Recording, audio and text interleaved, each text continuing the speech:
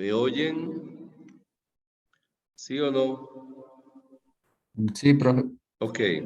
Recuerda que tenemos problemas con la red. Vamos a comenzar otra vez. Otavalo, ¿qué observa en la tabla, Otavalo? Elizabeth.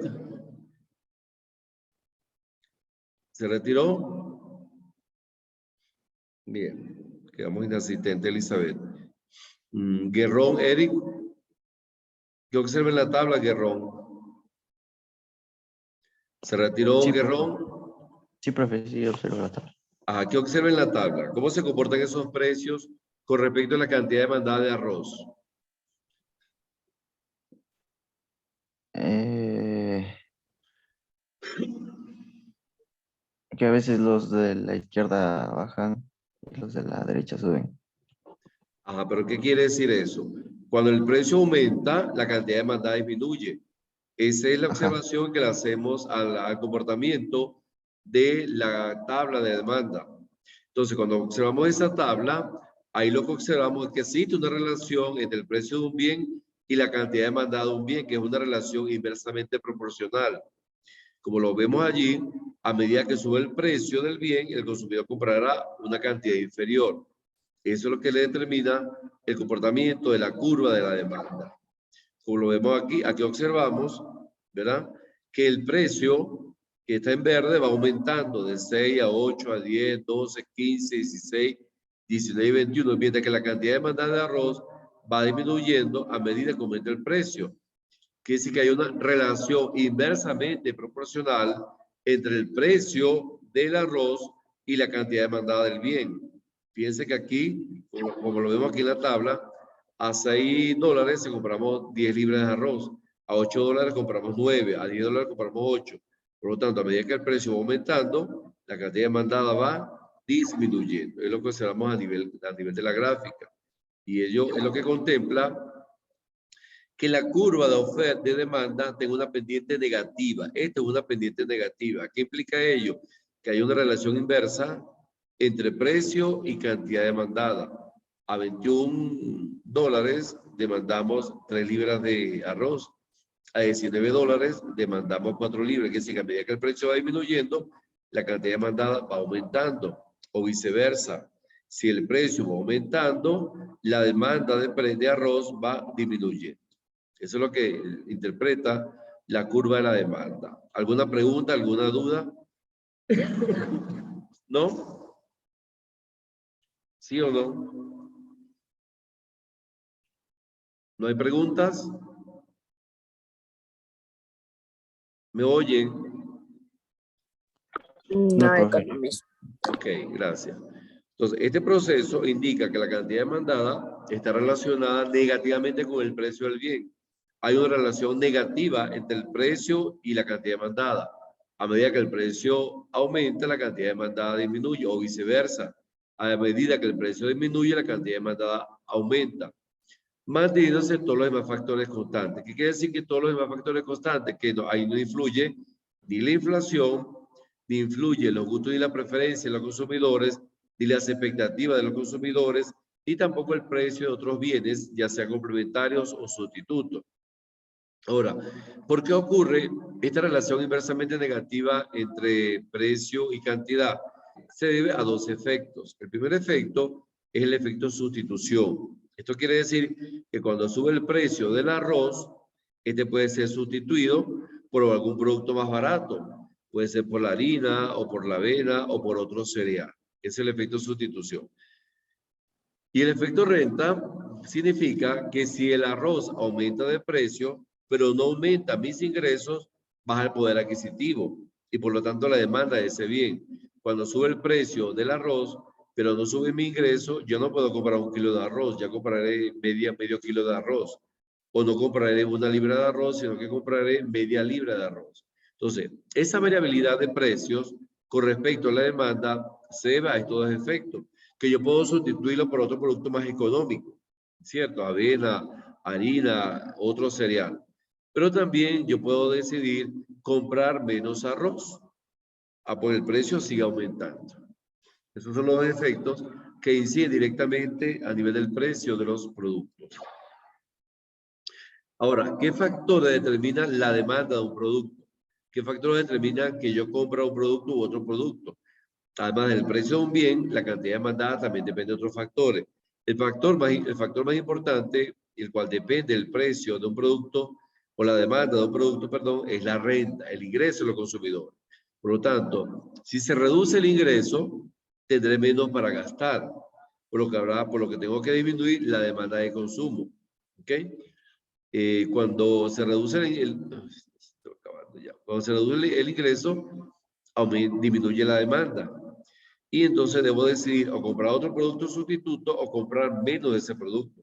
Para la mayoría de los bienes se cumple que si disminuye la renta, también disminuirá la cantidad demandada del bien.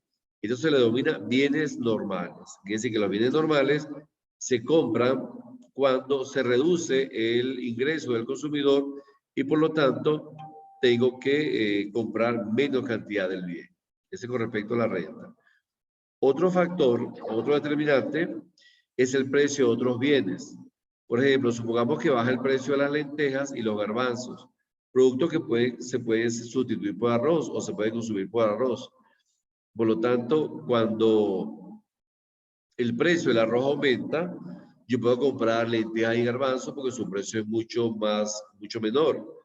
Sin embargo, estos productos siguen perteneciendo a la canasta básica y son productos sustitutos del arroz, ya que la demanda de arroz va a disminuir por efecto de que el precio aumentó, pero no aumentó así el precio de los otros bienes que se mantienen constantes. Por lo tanto, quiere decir esto que cuando el descenso del precio de un bien se reduce, se demanda otro producto que se llaman sustitutos. Entonces serían bienes sustitutos. Por ejemplo, la mantequilla y la margarina, la carne y el pollo, el azúcar y la panela, que son productos sustitutos unos de otros. Entonces, este es el segundo factor. Otro factor o determinante de la demanda, supongamos ahora que baja el precio de la olla arrocera. Según la ley de la demanda, compraremos más ollas y compraremos más arroz. ¿Por qué? Porque ha disminuido el precio de la olla arrocera, entonces podemos comprar más arroz. Porque son bienes que se utilizan conjuntamente, son bienes complementarios. La olla de arroz y el arroz son bienes complementarios. Quiere decir que cuando el descenso del precio de un bien eleva la demanda del otro, se denomina bienes complementarios. Si disminuye el precio de la olla arrocera, ahora puedo comprar más arroz. Esos son bienes complementarios. Otro tipo de bienes complementarios son la gasolina de los automóviles, las computadoras y el software, un lápiz y un cuaderno, una camisa y un pantalón. También son productos complementarios. Otro determinante de la demanda son los gustos del consumidor. Cuando hablamos de los gustos del consumidor, eso tiene que ver con un aspecto subjetivo. Es un determinante muy evidente en cuanto a las preferencias de los consumidores. Si les gusta todo tipo de arroz, comprarán más arroz que si les gusta otro tipo de marca. Aquí en Ecuador hay mucha marca de arroz. Entonces, a una persona le gusta una marca, a otra persona le gusta una marca, a otra persona le gusta el arroz amarillo, a otra le gusta el arroz más blando, el arroz más duro, qué sé yo, o sea, X. Entonces, eso va a variar en cuanto a los gustos del consumidor. Quiere decir que los gustos de los consumidores se basan en fuerzas psicológicas e históricas que están fuera del campo de la economía, sino que están dentro del campo de comportamiento de la psicología del consumidor. Por ejemplo, si se produce una venta considerable de arroz, debido a que los consumidores de un alimento lo consideran dentro de la canasta básica, en el caso del Ecuador. Sin embargo, en Europa el arroz no es un producto de la canasta básica. Allá el precio del arroz es muy bajo porque no hay una alta demanda, pero aquí a medida que hay más demanda, por supuesto el precio tiende a aumentar. Otro factor determinante son las expectativas de los consumidores. Dependiendo el futuro, cómo se comportan los precios en el futuro. Por lo tanto, según las expectativas del consumidor a nivel de futuro, los precios pueden aumentar o pueden disminuir. Por ejemplo, si se espera que el próximo mes va a aumentar el ingreso, es posible que estemos dispuestos a comprar más arroz, porque va a aumentar el ingreso de la familia. Pero si se espera que el precio del arroz suba en una fecha futura, por supuesto va a disminuir la demanda de arroz. Entonces, eso va a depender según el ingreso. Si el ingreso aumenta, compramos más arroz, pero si el ingreso disminuye, compramos menos arroz.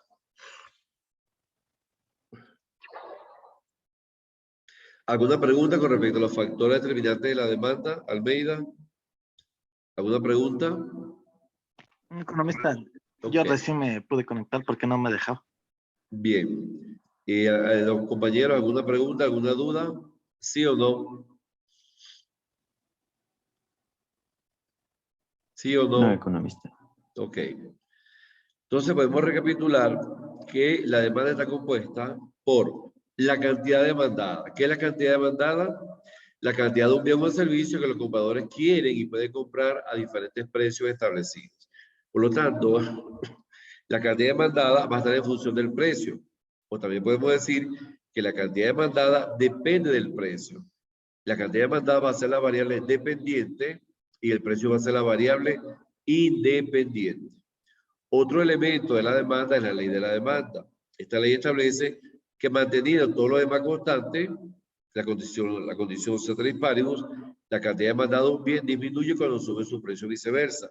Cuando analizamos la condición ceteris paribus, significa que la cantidad demandada solamente va a depender del precio, no va a depender de los factores determinantes, no va a depender ni de los gustos y la preferencia del consumidor, no van a depender de las expectativas del consumidor, ni del precio de otros bienes, ni tampoco va a depender del ingreso de los consumidores. Quiere decir que cuando está presente la condición ceteris paribus, la cantidad demandada depende única y exclusivamente del precio del producto. A eso se refiere la condición ceteris paribus. Otro elemento de la demanda es la curva de la demanda. Habíamos visto hace un rato que la curva de la demanda se comporta en forma inversa al precio y la cantidad demandada.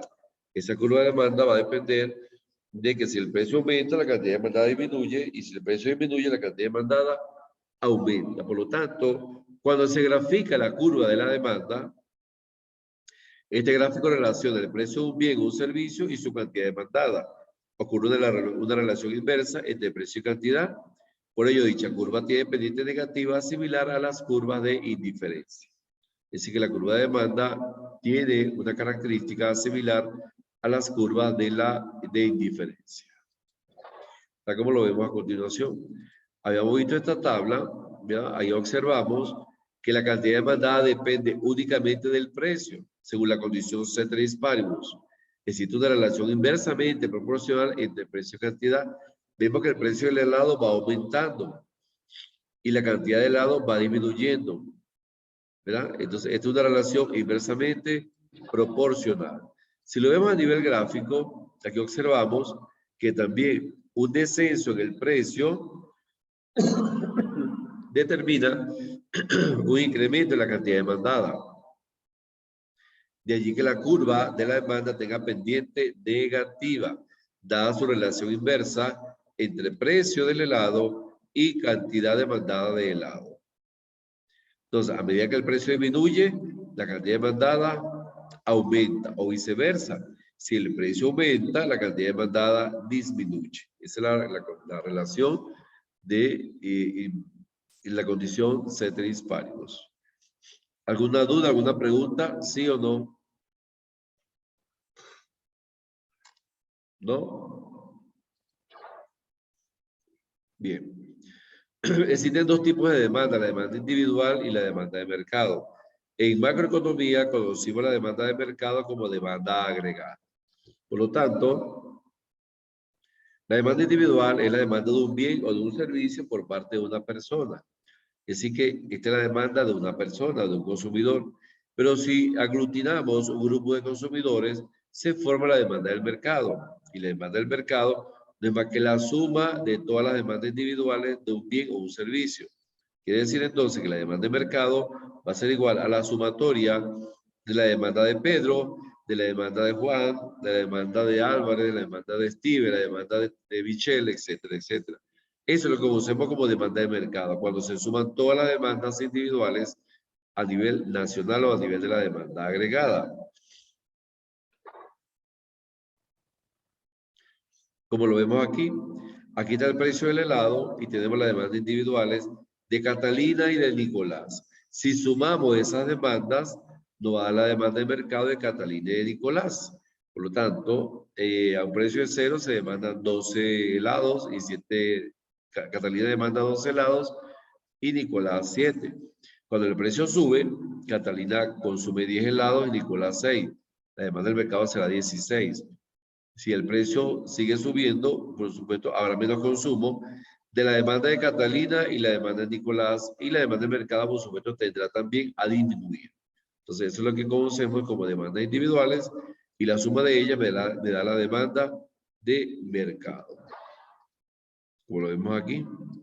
Aquí vemos la demanda de Catalina, la demanda de Nicolás, y la sumatoria nos da la demanda del mercado de lados tanto de Catalina como de Nicolás. ¿Alguna duda?